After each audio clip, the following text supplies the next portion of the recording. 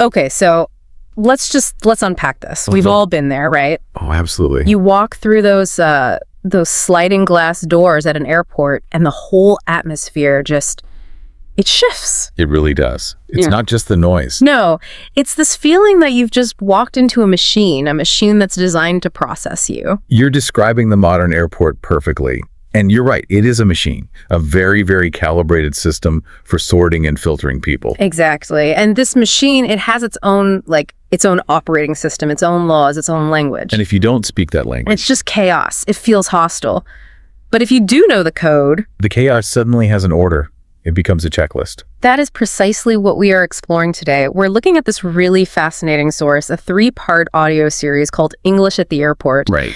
And on the surface, it's an educational tool, but when you listen, it's so much more. It's basically a survival guide for this character, Oliver. Yeah, we have our two main figures, Emma, who's the instructor, sort of the voice of the system. And then we have Oliver. Oliver is our protagonist. He's trying to get to New York to see his family, and we follow his entire journey, step by stressful step. And that's our mission today. We're going to deconstruct Oliver's whole trip. From packing at home to landing in New York, we're going to look at the protocols he has to master. Because every single step is governed by a specific rule. And it starts way before the airport. It starts in phase 1, the pre-flight ritual. Or, as you called it, the luggage logic. The luggage logic. This was so interesting to me because the source makes this really hard distinction. It's not just bags. It's suitcase versus carry-on. And it's all about responsibility. It's about the chain of custody. Okay, explain that. So Oliver has this huge blue bag. The source is very specific. Wheels, a long handle, packed with heavy gifts. Emma identifies this as the suitcase. Suitcase, literally a case for your clothes. Right. But in the airport world, the suitcase is the burden you give up. You check it in, and you just pray it shows up on the other side. And that's contrasted with his backpack, which is his carry-on luggage. And the name says it all. You carry it on yourself. It never leaves you. Exactly. And that distinction dictates his whole path. Because that big blue suitcase means he can't just go to security. He has to face the first hurdle. The check-in counter. So he gets to the terminal, looks up at that giant departures screen. The main information hub. It's the first filter, really. You have to find your one line of data among hundreds. He finds New York. It points him to the counter. And this is where we get the first real moment of tension. Mm-hmm. The agent, who is Emma in this scenario, tells him to put his suitcase on the scale.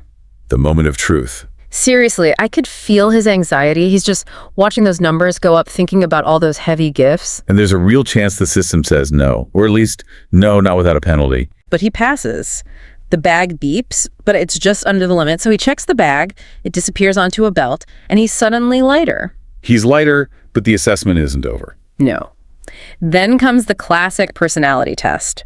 Window or aisle. I love how the source frames this. It's a choice between aesthetics and utility. And Oliver, being the optimist, he goes straight for the window seat. Of course he does. He wants to see the clouds, the tiny houses. Which is a very hopeful outlook for a long flight. It is. The alternative, the aisle seat, is the practical choice. Legroom, bathroom access. But the source uses this moment to teach a very tricky linguistic trap. Oh, the spelling of aisle. Right. A-I-S-L-E. The source makes a point to tell him and us that the S is silent. It's aisle. It's like a little password, isn't it? You have to say it right to prove you belong. It is. Even though he chose the window, he has to know what an aisle is to even navigate the plane. That's a great point. So he makes his choice and he gets the boarding pass. A golden ticket. The source calls it the most important document. Which it is. It's got his seat number, his gate number. Without it, he's going absolutely nowhere. And once he has that pass, he transitions. He leaves the public space and approaches, well, the most stressful part of the journey. Phase 2, the security gauntlet. You can just feel the vibe change in the audio. The fun is over.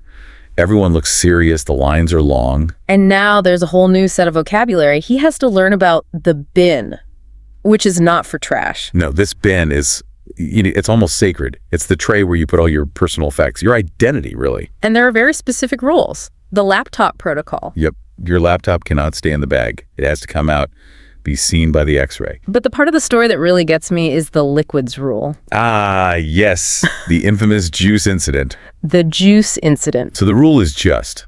It's absolute. 100 milliliters or less, no wiggle room. But Oliver, he has a 1-liter bottle of orange juice. A whole liter. I honestly felt so bad for him. The man is just thirsty. He is. But the agent stops him. And the choice is simple.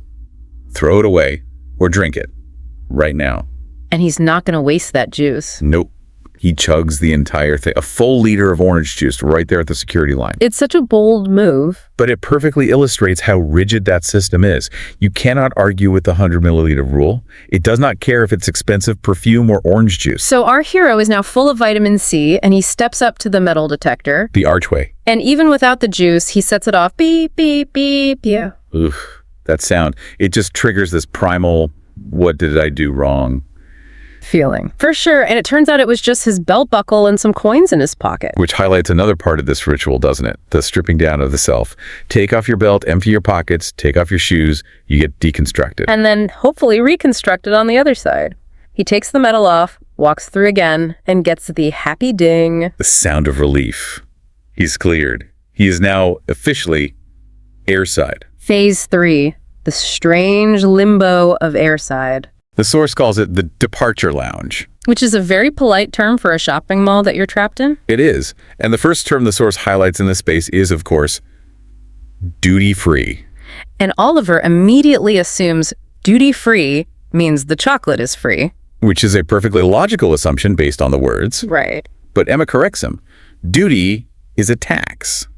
So duty-free just means it's exempt from local taxes because you're in this weird international zone. You're between countries, so it's a small discount, not a giveaway. But it creates that illusion of a bargain. It's all part of the psychology of being airside. But while he's looking at chocolate, he has to keep an eye on the screens for the 2 most important words. Right. The 2 emotional poles of the airport experience. Yeah. The first is delayed. The one word nobody ever wants to see. Delayed means the system is broken down. The machine has a bug, you're stuck. But luckily for Oliver, his screen shows the other word. Boarding. The green light.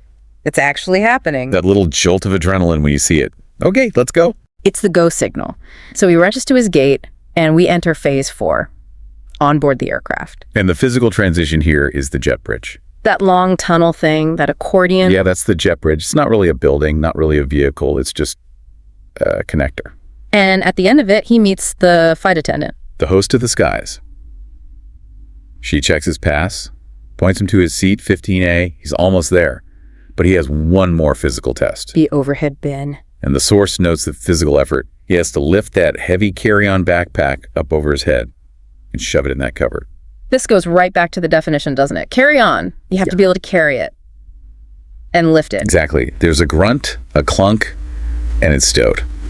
He sits down, and then comes the non-negotiable safety rule. The seatbelt. Metal end into the buckle. And you listen for that click. That click is the sound of you surrendering control. It is. And then takeoff.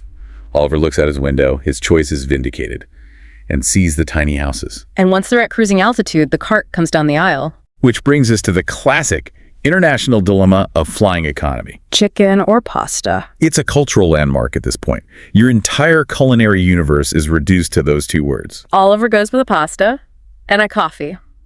Black, no sugar. A man who knows what he wants. I like that the source includes that. Even in this machine, you have these tiny little choices that make it your own. That's a great way to put it. You follow the protocols, but you live inside them. And then the descent, the bump of the brakes on the runway. Welcome to New York. Well, not quite. Not yet. He is physically on American soil, but legally, he's in another kind of limbo. He has to clear phase 5, arrival and processing, the final boss battle, immigration. Or passport control. This is where the stakes feel the highest. He's tired, but he has to be sharp.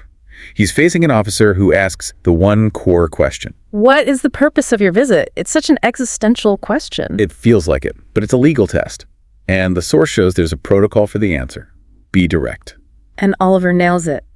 I am visiting my family for a vacation. Clear. Concise. Compliant. He gets the stamp. And now, only now, is he legally in the USA.